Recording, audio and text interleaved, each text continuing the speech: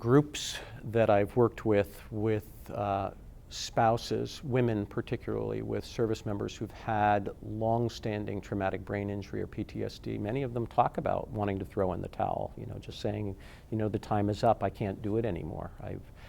This is not what I was in it for. This is not the relationship I had, and it's not the relationship I want in the future. It's extremely challenging. Spouses will talk about the fact that they feel like they have another child in the family at this point, that they had a partner in the past and now they have somebody that they have to take care of and who may be more impulsive or erratic than their teenage son. And so that becomes really difficult to know how do you sustain those relationships. I think that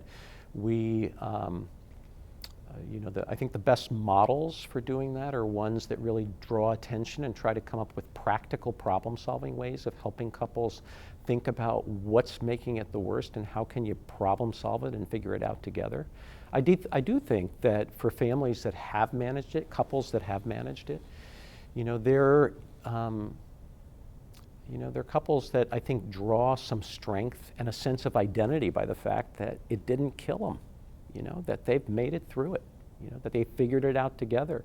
And it continues to be tough. And if all marriages move day to day, then these move minute to minute. And I think that's the challenges that these folks face. I think that there are certain qualities in couples that are likely to lead to greater success in dealing with these challenges. One thing that's outside of their control is just the level of injury.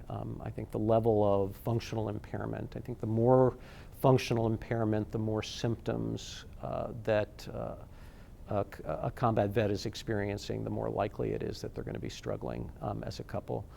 But for those who can communicate effectively, those who had strong relationships ahead of time, I think certainly helps quite a bit because they have a foundation to draw on. And I think it's also a shared foundation that they can go back to and remember. I think those who can be less reactive, in other words, that can control some of their impulsivity, be able to sit down together and talk together and problem solve together, even with really tough conversations.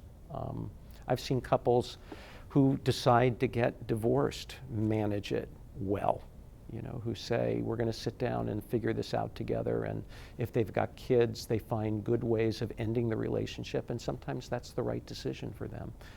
So we also need to think about what the real outcome is. What's the outcome that makes most sense for the couple? And while we'd wish that most of them would be able to stay together and maintain those relationships, sometimes that's possible and sometimes it's not the best solution.